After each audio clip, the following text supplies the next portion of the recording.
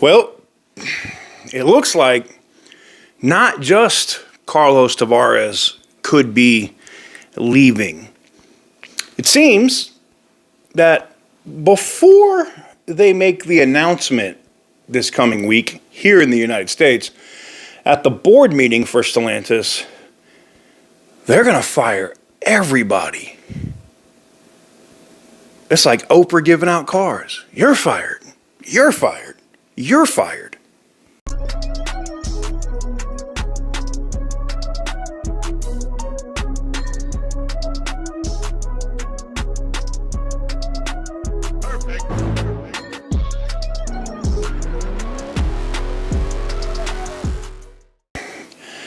Guys, welcome on back to TK's Garage. I didn't expect this. I knew Carlos Tavares was gone. We've talked about the arguing going on behind the scenes between the different factions within Stellantis. We've talked about negotiating with a new CEO. They're basically working out details on who will take over the company. But what I didn't expect is for them to fire everybody. So this comes in via Reuters as of 11:51 a.m. Pacific time today. Stellantis CEO Carlos Tavares is planning a deep management reshuffle because you haven't done that already. You've had all your major CEOs already resign or retire.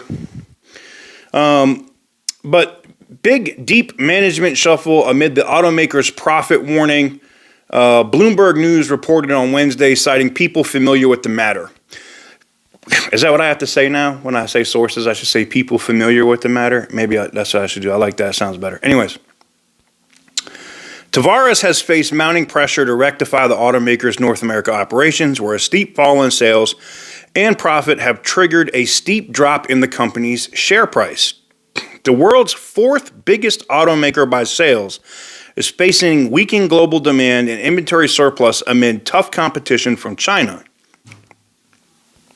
The carmaker's current problems are more pronounced in the United States, where it's been forced to lower prices on some of its high-margin Jeeps and pickup trucks due to slowing demand.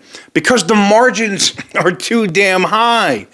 You're trying to get $100,000 out of a truck that you should be selling for $60,000 and still make profit. This is what they don't get. And I understand Wall Street. I understand, investors wanting to make money, but you do it to this point to where there's no more money to be made. Making $100,000 on one truck instead of making $60,000 on 20 trucks. I want to make the $60,000 on 20 trucks, not the 100 on one. You know what I'm saying? It's just,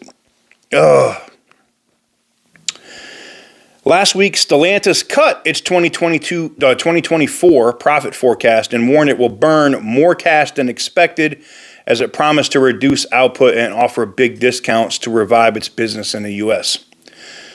They also talked about, here we go, the board. Look, Stellantis declined to comment on the matter. I know they did, because I literally, yesterday, after I did the video talking about they already have picked a successor for Carlos Tavares, I got hit up by CNBC, Bloomberg.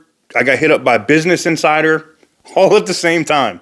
Like, they were all emailing me to be like, hey, can we get a statement? Can you tell me a little bit? No, I'm not telling you who my source is or how I get the information. But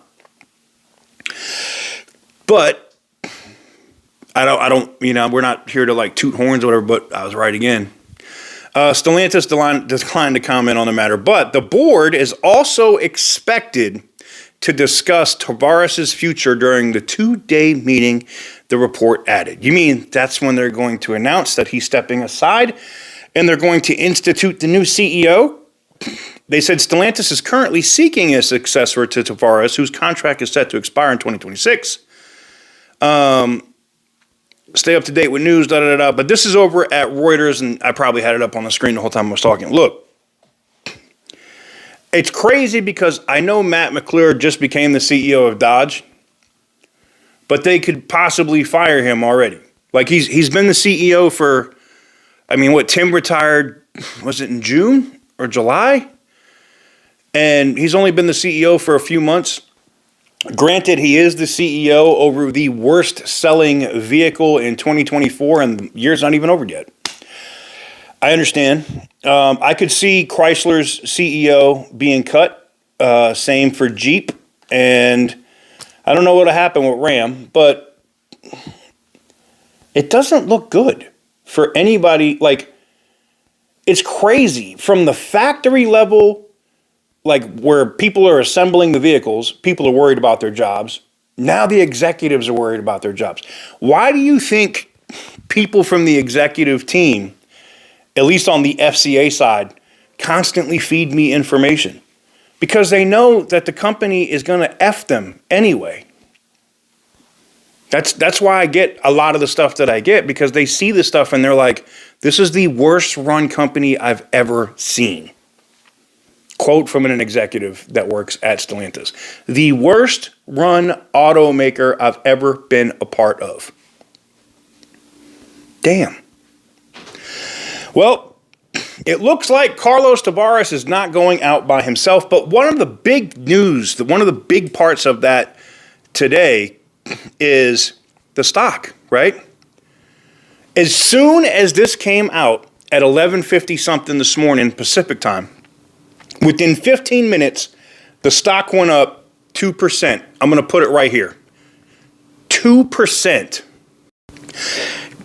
Now, a lot of you are going to say, well, what's 2%, TK? It's not a lot. It isn't, but, I mean, it's technically 1.82%. And after hours, it's up another 0.01%. In after hours trading.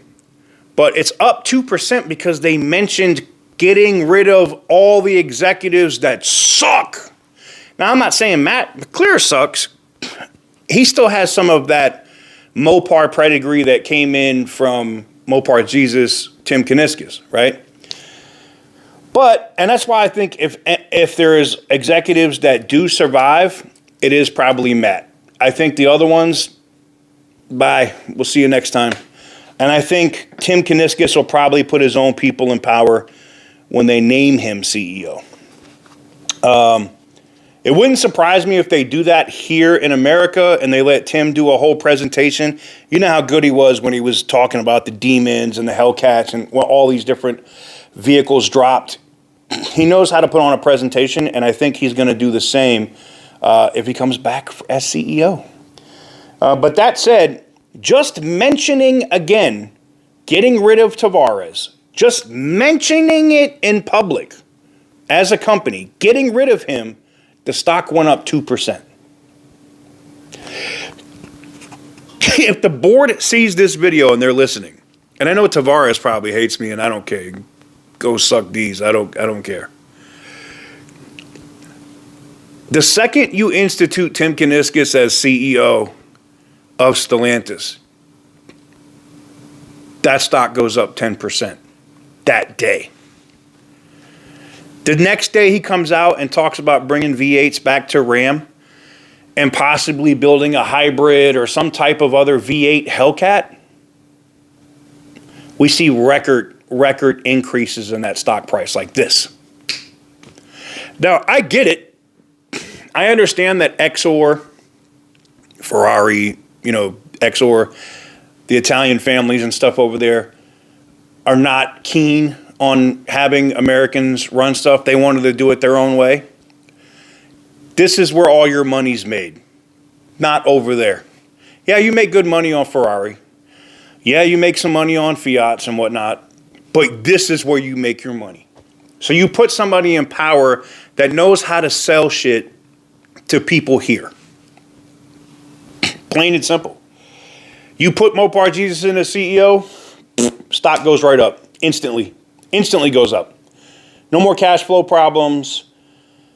You get a 18-month reprieve. No one's going to be writing crazy articles about how bad you suck. People give you guys the time to be able to push out your electrification BS, but also get another V8 in the pipeline that you can release. You can go ahead and pay me my consulting fee. Anyways, What do you guys think about the news of everybody getting fired? Because I think it's hilarious. Let me know what you guys think in the comment section down below. Give the video a big thumbs up if you like what I do. Hit the subscribe button if you haven't already. Go check out Dizzle in Motion's new video, tagging him in the description as well. He just dropped a new video on some of the Cybertrucks and some of the cool stuff. He's really starting to get his thing going. And go show my bro some love, man. Anyways, till next time, thank you guys very much for watching. I truly appreciate it, and I'll catch you guys very soon on the next one.